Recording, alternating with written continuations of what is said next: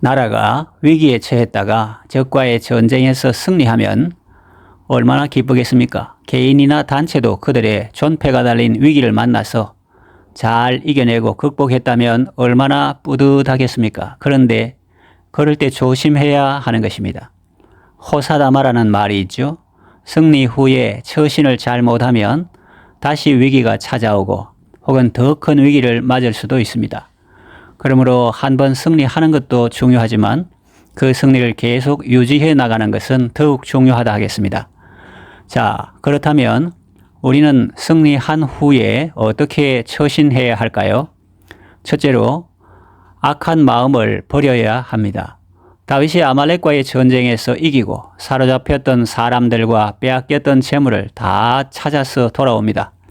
무서울 시내로 돌아왔는데 그곳은 전에 아말렉과의 전쟁에 나갈 때 피곤했던 200명을 머물게 한 곳입니다. 다윗과 그와 함께한 백성들이 온다는 소식을 듣고 그들은 다윗 일행을 영접하러 나왔습니다. 다윗이 그 백성에게 이르러 문안했습니다. 성경에는 나와 있지 않지만 아마 이런 말을 했을 것입니다. 기도해 주어서 고마워요. 덕분에 우리는 승리하고 이렇게 돌아왔습니다. 그런데 놀라운 일이 일어납니다. 22절에 보면 다윗과 함께 갔던 자들 가운데 악한 자와 불량배들이 다 이르되 그들이 우리와 함께 가지 아니하였은즉 우리가 도로 찾은 물건은 무엇이든지 그들에게 주지 말고 각자의 처자만 데리고 떠나가게 하라 하는지라 그랬습니다. 이것은 마른 하늘의 날벼락 같은 소리입니다. 좋은 날에 험악한 말을 하고 있습니다. 함께 안 간 사람들에게는 전리품을 나누어 주지 말고 그 사람들에게는 자신들의 아내와 자식들만 데리고 떠나가게 하라는 겁니다. 전리품을 나누어 주지 말자는 말도 서운한데 공동체에서 추방하겠다는 말까지 합니다. 아마 그들은 마음속으로 이런 생각을 했을 것입니다. 우리는 전장에서 죽을 정도로 고생을 많이 했다. 꼬박 이틀을 쉬지 않고 피땀 흘리며 싸웠다. 그런데 당신들은 시냇가에서 편안하게 쉬지 않았느냐? 당신들이 우리와 똑같은 대우를 받을 수는 없지. 여러분, 이것이 옳은 생각일까요? 자신들이 고생한 것은 주관적인 체험에서 나온 말이기 때문에 솔직한 고백이라고 할 수 있습니다. 그런데 피곤해서 남은 사람들을 비판하고 깎아내리는 것은 옳지 않습니다. 그들이라고 자신들의 아내와 자녀들과 재물들을 되찾아오고 싶은 마음이 없었겠습니까? 그들은 전장에 나간 사람들이야 어떻게 되든지 나 몰라라 하고 그냥 먹고 잠만 잤을까요? 그렇지는 않을 것입니다. 노심초사하며 출정한 군인들이 무사히 돌아오기를 기다리며 기도했을 것입니다. 성경은 남아있던 사람에게 전리품을 주지 말라고 한 사람들을 어떤 사람으로 평가하고 있습니까? 악한 자와 불량배들이라고 표현하죠. 영어 성경을 보면 불량배들은 트러블 메이커로 표현되었습니다. 문제를 만드는 사람, 문제 일으키는 사람 뜻이죠. 참으로 놀랍습니다. 다윗 군대에 아직도 이런 사람이 있다니 라는 생각이 들 수 있습니다. 오랫동안 다윗과 함께 생사, 고락을 함께 했을 텐데도 이토록 지도자의 마음을 모르다니요. 우리는 예수님의 제자들을 통해서도 이런 모습을 봅니다. 스승인 예수님은 십자가를 치러 예루살렘으로 올라가시는데 제자인 그들은 서로 누가 높으냐고 다투고 있었습니다. 얼마나 예수님을 오래 따라다녔는데 아직도 예수님의 마음을 모르고 그런 철없는 행동을 했던 것입니다. 그것은 바로 우리의 모습일 수 있습니다. 사람들은 신앙 연조를 자랑하지만 그보다 더 중요한 것은 예수님의 마음을 배우고 그리스도 예수의 마음을 품는 것이 아니겠습니까? 예수 믿은 지 오래되고 교회 안에서 제자 훈련이나 여러 가지 훈련을 받았다고 해서 내 속에 악한 것이 없다고 말할 수는 없다는 말입니다. 오히려 그것 때문에 문제를 일으키고 다른 사람의 마음을 아프게 할 수도 있습니다. 제 말에 오해가 없기를 바랍니다. 교회에서 신앙 훈련을 받는 것이나 섬기는 삶을 사는 것이 의미 없다는 말을 하려는 것이 아닙니다. 말씀을 잘 배우고 섬기는 삶이 중요한데 자칫 잘못하면 그것이 교만의 뿌리로 작용할 수도 있다는 것입니다. 그러므로 우리는 삼가 조심해야 합니다. 교회에서 무슨 일을 할 때 다 같이 동참해서 그 일을 하면 좋겠죠. 그런데 어떤 경우에는 그렇게 하지 못할 때도 있을 것입니다. 몸이 아플 수도 있고 집안에 초상이 났을 수도 있습니다. 내가 교회 일에 처음부터 끝까지 쓰임 받는다면 그것은 본인에게 감사한 일이고 복된 일입니다. 왜냐하면 하나님께 온전히 쓰임 받을 수 있다는 것은 은혜니까요. 다른 사람은 하고 싶어도 형편이 허락되지 않아서 못하는 경우도 있는데 자신은 그렇게 온전히 쓰임 받을 수 있었으니 얼마나 감사합니까? 거기까지입니다. 그것을 넘어서 함께하지 못한 사람을 판단하고 정죄하는 것은 오버하는 것이고 잘못하는 것입니다. 사람이 무슨 일을 실패한 후에 제대로 처신하는 것은 어려운 일이지만 성공하고 승리한 후에 제대로 처신하는 것은 더 어렵다고 볼 수 있습니다. 선물도 받는 사람보다 주는 사람이 더 어렵다는 말이 있지 않습니까?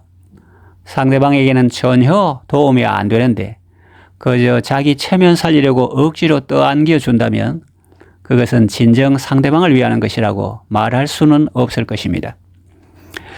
일제강점기에 신사참배 반대함으로 투옥되었다가 추록한 사람들은 얼마나 존경스러운 우리 신앙의 선진들입니까? 주남선 목사님은 추록 성도 중 한 분입니다. 그분은 승리 후에 어떻게 처신했습니까? 사람들 앞에서 이렇게 말했습니다. 여러분, 그동안 얼마나 고생이 많으셨습니까? 저는 감옥 안에서 예수님만 바라보고 기도하고 찬송하며 영적으로 참으로 평안함을 누렸습니다. 여러분들은 바깥에서 목회하면서 성도들도 돌보느라 얼마나 수고가 많으셨습니까? 그랬습니다. 사람들은 주 목사님이 자신들을 가리켜 이 신사참배한 죄인들아 라고 할까 조마조마했는데 그렇게 말씀하시니 할 말을 잃고 말았죠. 승리한 후에 제대로 처신하는 것이 얼마나 중요한가를 느끼게 해주는 이야기입니다. 하나님 보시기에 악하다고 할 만한 것이 우리 속에서 올라오지 않도록 우리는 승리한 후에 잘 처신해야 하겠습니다. 둘째로 하나님의 은혜를 기억해야 합니다. 다윗은 악한 자와 불량배들이 그렇게 말할 때 이렇게 대답합니다. 23절에 보십시오. 다윗이 이르되 나의 형제들아 여호와께서 우리를 보호하시고 우리를 치러 온 그 군대를 우리 손에 넘기셨은즉 그가 우리에게 주신 것을 너희가 이같이 못하리라. 그가 우리에게 주신 것을 너희가 이같이 못하리라. 그럽니다.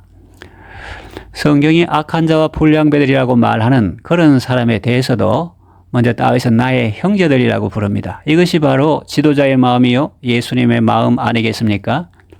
그리고 이어지는 다윗의 말에는 주어가 분명합니다. 하나님입니다. 그분을 강조해서 읽어볼까요? 23절을 같이 읽습니다. 그렇습니다. 하나님께서 우리를 보호하셨고 하나님께서 적들을 우리 손에 넘기셨는데 하나님께서 우리에게 주신 것을 너희가 그렇게 하면 안 된다 하는 말입니다.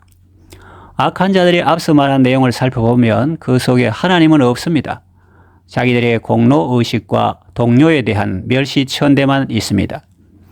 하나님의 은혜가 없었더라면 전장에서 살아서 돌아오지도 못했을 사람들이 말입니다.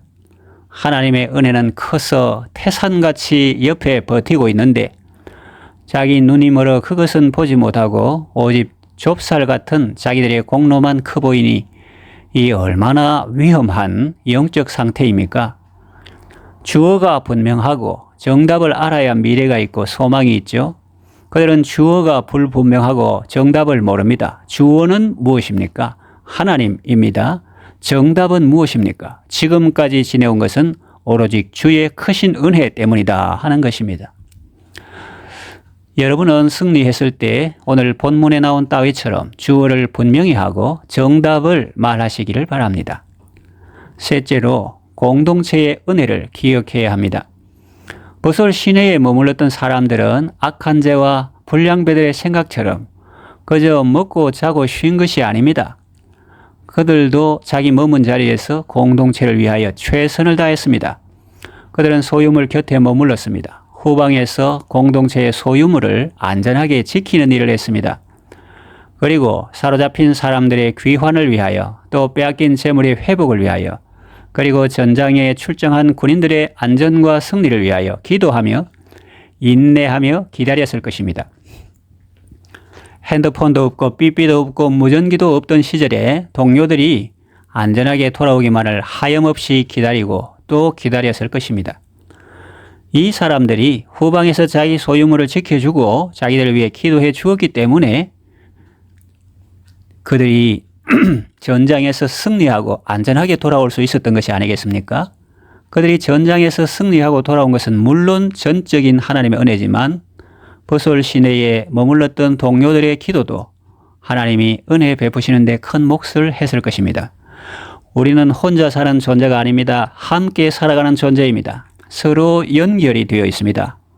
순망치한이라는 말이 있죠. 입술이 없으면 이가 좋을 것 같아도 이가 실입니다. 성공한 CEO는 창문을 보고 실패한 CEO는 거울을 본다고 하죠. 거울을 보면서 자기 모습을 보고 스스로 칭찬하고 나 참 대단해. 그렇게 우쭐해하는 사람은 실패합니다. 그러나 창문 너머로 열심히 일하는 직원들을 보며 감사하고 그분들 덕에 자기 회사가 잘 되는 것이라고 생각하는 최고 경영자는 성공한다는 뜻입니다. 그렇습니다, 여러분. 공동체의 은혜를 생각해야 합니다.